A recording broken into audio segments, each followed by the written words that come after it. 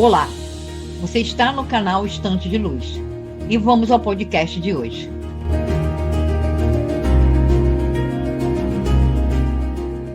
Olá, hoje a gente vai fazer um mergulho diferente, sabe? Vamos explorar uns textos bem antigos, de 1859, lá da Revista Espírita do Allan Kardec.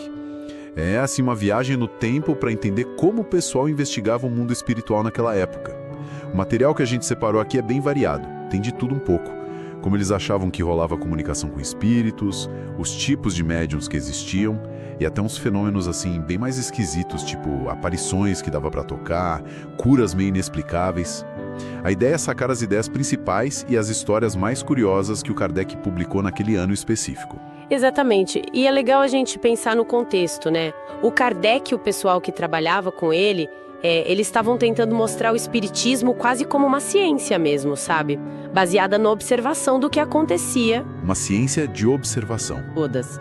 Desde, supostas conversas com gente famosa que já tinha morrido, até umas teorias bem complexas sobre o que seriam os espíritos e como eles, interagiam com o nosso mundo.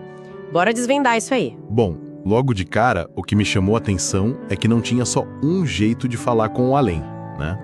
Eram vários métodos diferentes. Correto. Os textos falam tanto de comunicações que aconteciam do nada, espontâneas, quanto daquelas que, precisavam de um médium para acontecer. E eles já faziam umas distinções bem detalhadas, viu? Ah, é? Tipo quais? A forma mais comum que aparece ali parece ser a psicografia, né? A escrita pelo médium. E aí, eles já diferenciavam, por exemplo, os médiums mecânicos. Mecânicos? Como assim? Aqueles que, segundo eles, escreviam sem ter consciência do que a mão estava fazendo. A mão se mexia sozinha, tipo um instrumento mesmo, e tinham os médiums intuitivos. E qual era a diferença aí, na visão deles? Para o médium intuitivo, a ideia era que o pensamento do espírito passava pela mente dele, do médium. Ele sabia o que estava escrevendo, quase como se estivesse interpretando uma ideia que não era dele originalmente, sabe? Entendi, como um intérprete mesmo. Isso. Já o mecânico seria mais passivo, uma ferramenta direta. Essa diferença era importante para o Kardec porque ajudava a tentar entender como a comunicação funcionava e, claro, avaliar o quanto da mensagem vinha do espírito e o quanto podia ser do próprio médium, né? Faz sentido, tentar separar uma coisa da outra. E fora a escrita, que mais eles descreviam? Tinham outros tipos de mediunidade? Ah, sim, vários. Tinha os médiuns videntes, citam o tal Sr. Adrian, que dizia que via os espíritos andando entre nós, como se a gente vivesse numa sociedade dupla, sabe? A visível e a invisível. Nossa, que ideia, hein? Pois é. Tinha também os médiums audientes, que ouviam vozes ditando mensagens, e os médiums falantes, hoje a gente chama mais de psicofonia, onde o espírito usaria, diretamente a voz do médium para se comunicar. Era uma variedade bem grande de fenômenos que eles tentavam catalogar. E eles tinham alguma ideia do que facilitava ou dificultava essas comunicações? O lugar, as pessoas presentes? Sim, falavam bastante disso. Chegavam a chamar de fisiologia espírita. A teoria era que a sintonia do grupo era fundamental. Simpatia entre as pessoas, boas intenções, todo mundo concentrado. Isso criaria um ambiente bom, concentrando o que eles chamavam de raios fluídicos no médium. Raios fluídicos? É uma espécie de energia sutil e, com isso concentrado, a comunicação, fosse visão, escrita, audição, ficaria mais clara, mais nítida. Por outro lado, se o ambiente tivesse gente com pensamentos ruins ou discordando ou simplesmente distraída, isso dispersaria esses fluidos, criaria uma espécie de nevoeiro mental que atrapalhava tudo. Entendi. Então, basicamente, energia boa e foco ajudavam, energia ruim ou dispersão atrapalhavam. Exato. Eles até comparavam com um orador, sabe? Se o público tá ligado, atento, o orador se inspira, flui melhor.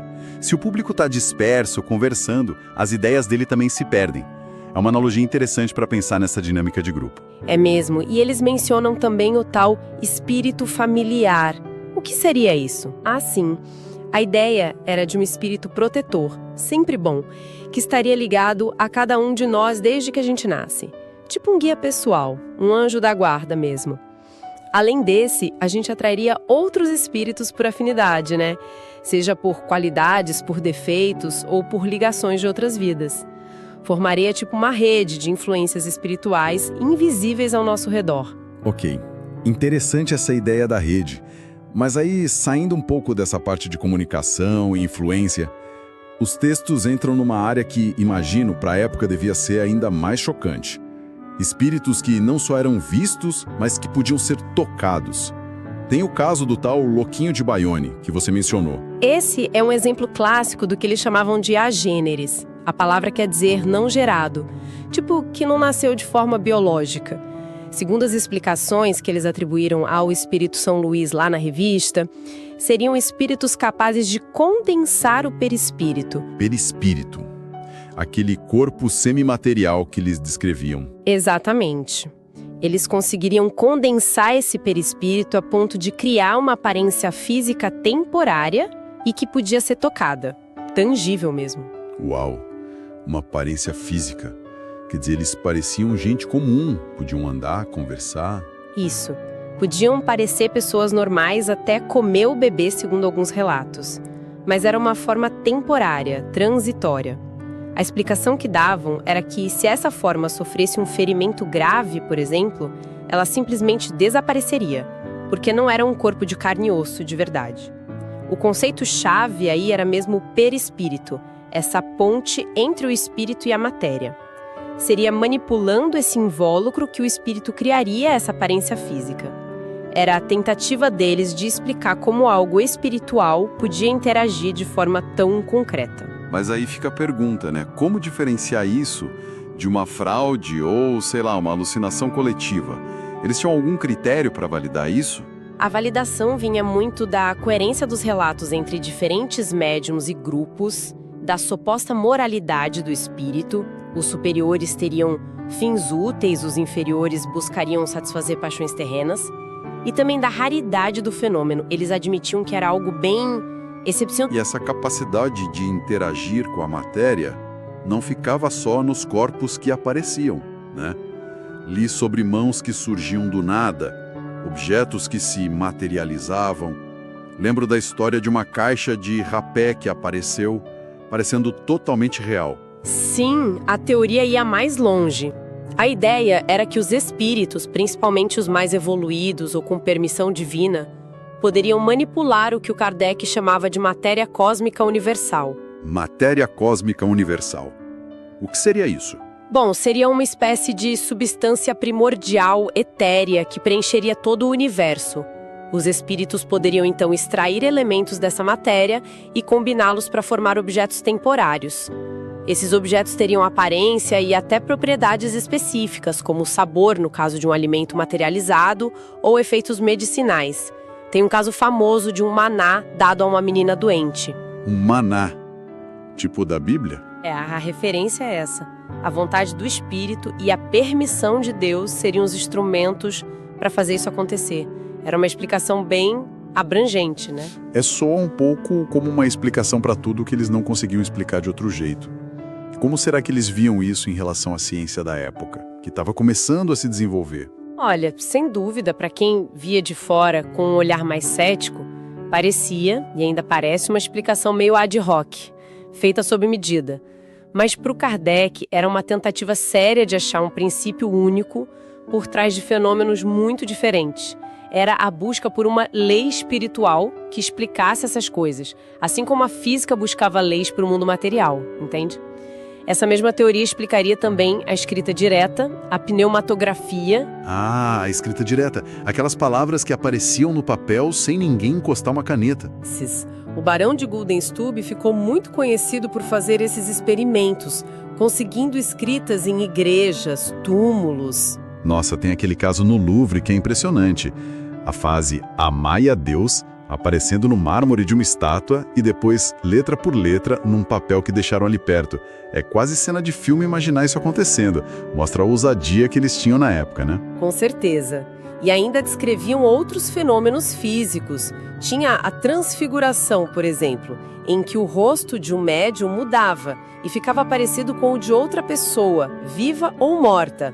e as famosas batidas, a tiptologia. As batidas, aquelas pancadinhas que respondiam perguntas. Isso, mas aí eles mesmos já alertavam. Era muito fácil imitar batidas. Então o desinteresse financeiro do médium e a seriedade do grupo eram vistos como cruciais para evitar charlatanismo. Tem até um debate interessante registrado sobre uma jovem que tinha batidas no tornozelo. Um médico sugeriu que era contração muscular involuntária, já os espíritas defendiam que era uma ação inteligente vinda de fora. Essa tensão entre a explicação médica ou física e a interpretação espírita era uma constante ali. Isso mostra bem o esforço deles em dialogar, ou pelo menos se posicionar em relação à ciência que estava surgindo. Mas bom, se os espíritos podiam interagir assim com o nosso mundo, como eles descreviam a vida deles do outro lado? Era só um descanso eterno? Ou tinha mais coisa? Bem diferente de um descanso eterno, pelo que está nos textos. Falavam de um período inicial de perturbação, logo depois da morte. Sabe, uma confusão mental enquanto a consciência se desligava do corpo físico. Mas depois, a memória voltaria aos poucos e a vida continuaria, só que de forma muito ativa. Ativa? Como assim? Tinham ocupações? Sim, muitas. E variavam demais dependendo do nível de evolução do espírito. E que tipo de ocupações seriam essas? Não ficavam só flutuando por aí, contemplando? Longe disso, segundo eles. Descreviam desde espíritos muito elevados, que participariam do que eles chamavam de governo universal, ajudando no progresso dos mundos, até aqueles mais próximos de nós, atuando como protetores individuais, os anjos da guarda que a gente já falou. Outros poderiam reencarnar com missões específicas na Terra ou em outros planetas para impulsionar a ciência, a arte, a moral, e muitos se dedicariam a inspirar e aconselhar quem ainda está aqui encarnado. Interessante. E o período entre uma vida e outra, eles chamavam de erraticidade, né? Como era isso? A erraticidade seria esse estado intermediário entre duas encarnações. Mas não era um vazio, um nada. Falavam de mundos transitórios, que seriam como estações ou colônias ou lugares de estudo e descanso para os espíritos errantes. E esses lugares seriam adequados ao nível de cada espírito. Num dos diálogos que tem na revista, os espíritos de Mozart e Chopin mencionam esses mundos como lugares onde eles poderiam continuar suas atividades artísticas, por exemplo. Que legal essa ideia. E isso já puxa o gancho para a reencarnação, que é um ponto central na doutrina. Como esse tema aparece nesses textos de 1859? É fundamental. Eles mencionam a crença hindu na reencarnação, mas fazem questão de corrigir a ideia popular de que seria uma punição em corpos de animais, algo que uma viajante famosa da época, a senhora Pfeiffer, que foi entrevistada como espírito, também negou. E qual era a ideia principal que eles apresentavam, então? A ideia central era que a infância servia como um véu sobre as vidas passadas. As memórias e os hábitos antigos ficariam meio que apagados temporariamente para permitir uma nova adaptação, o novo aprendizado, sem o peso das personalidades anteriores, entende? Para começar de novo, com mais liberdade. O espírito Paul Gaimard, por exemplo, relata as vidas passadas dele e os intervalos entre elas. E tem uma nota explicativa que aparece no material, né? Mesmo sendo adicionada depois, ela reforça uma consequência importante dessa ideia de reencarnação, certo? Exatamente. Essa nota que foi incluída na compilação que a gente está usando, destaca algo que era crucial para o Kardec. Se todos os espíritos têm a mesma origem e passam por múltiplas vidas, em corpos e condições diferentes, hoje aqui, amanhã ali, rico, pobre, homem e mulher de diferentes raças, então a base para qualquer tipo de preconceito, seja racial, social, o que for, simplesmente desaparece. Interessante esse ponto. Sim, a reencarnação e essa origem comum seriam o fundamento da igualdade e da fraternidade entre todos.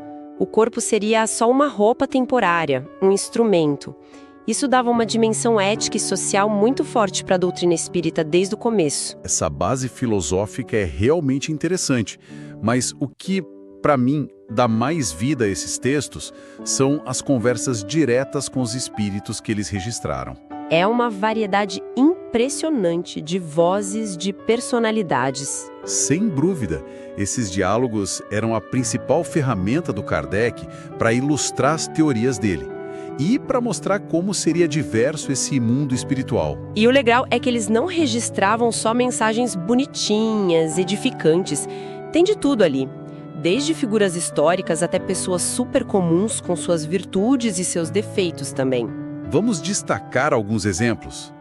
Aquela conversa entre Voltaire e Frederico II o Grande. É forte ler o espírito que se apresenta como Voltaire, o grande ícone do ceticismo, do iluminismo, supostamente admitindo erros, falando em arrependimento, dizendo que antes via a humanidade mais como animal do que como obra divina e que agora lamentava isso.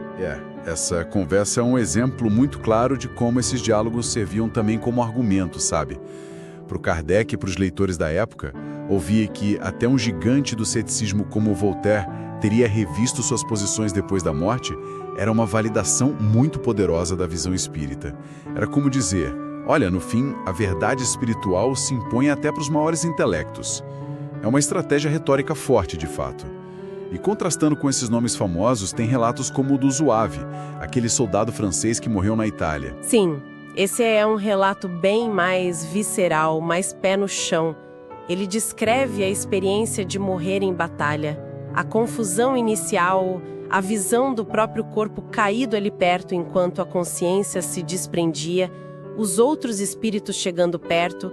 É um testemunho que buscava mostrar a continuidade da consciência e como seria a transição do ponto de vista de uma pessoa comum, pega de surpresa por uma morte violenta. Impactante. E tem a história de Pierre Le Flamand, o antigo colega de colégio do médium que o recebia. É quase uma crônica da vida invisível em Paris. Essa é ótima. O espírito do Le Flamand é descrito como um observador, até meio fofoqueiro, sabe? Ouvindo conversas alheias nos teatros, nos bailes. E ele conta que impediu um roubo, influenciando mentalmente o rapaz que ia cometer o crime. Ele impediu um roubo? Segundo o relato, sim. Mas aí, ao mesmo tempo, um espírito bom explicava para o grupo que aquilo era, na verdade, uma prova para o rapaz para ver se ele resistia à tentação. Isso mostra essa interação dinâmica, quase do dia a dia, entre os dois mundos. E com espíritos que não eram necessariamente santos, né? Mas que estavam ali ativos, observando e até influenciando as coisas. Nossa, quanta coisa! E ainda tem artistas como Mozart e Chopin falando de música, inspiração, daqueles mundos para espíritos errantes. O espírito brincalhão lá de Bayonne que conseguia se materializar. Um carreteiro super rude obsidiando o médium, ex-sonâmbulos explicando suas habilidades. A variedade é enorme mesmo. E essa variedade era intencional, pelo visto. O objetivo parecia ser duplo. Primeiro, reforçar a ideia da individualidade depois da morte. Cada um continuaria sendo quem era, com sua personalidade, seus conhecimentos, suas limitações. E segundo, demonstrar que essa interação entre o mundo visível e o invisível era constante, complexa e acontecia em todos os níveis da sociedade e da evolução espiritual, muitas vezes sem que a gente percebesse. Bom, exploramos hoje uma amostra bem rica, né? Do que a Revista Espírita de 1859 trazia. Vimos as tentativas deles de entender e classificar a comunicação com os espíritos, os relatos impressionantes de espíritos interagindo fisicamente com o nosso mundo, as teorias sobre como seria a vida do outro lado bem ativa, cheia de propósito, e a importância da reencarnação como motor do progresso. E, claro, essas conversas diretas que tentavam dar um rosto e uma voz para esse mundo invisível. É um material muito denso, sim, e reflete esse esforço gigantesco do Kardec e do grupo dele em tentar mapear um território que para eles era desconhecido, usando as ferramentas que eles tinham na época, a observação cuidadosa, o registro metódico e a busca por uma lógica por leis que explicassem até os fenômenos mais estranhos. Mesmo que essas leis fossem espirituais e desafiassem o senso comum, a tentativa era de abordar tudo com razão e método. Fica então uma reflexão para a gente, inspirada nesses textos de mais de 160 anos atrás. Se essa interação entre os mundos, essa influência constante de pensamentos e até de ações vindas do plano espiritual, fosse tão real e presente como eles descreviam ali, Que ecos disso, sabe?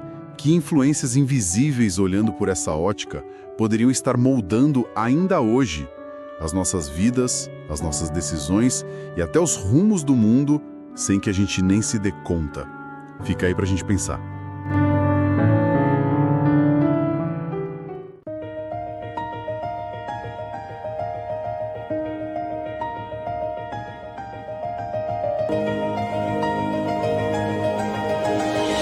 Esse podcast é organizado pelo canal Estante de Luz e formatado através da IA Notebook LM. Os personagens desse podcast foram apelidados de Adrian e Eleonor. Revisão de Grace Moreira e a edição de som é de Maurício Moreira. Nos encontramos no próximo episódio. Obrigado e até breve.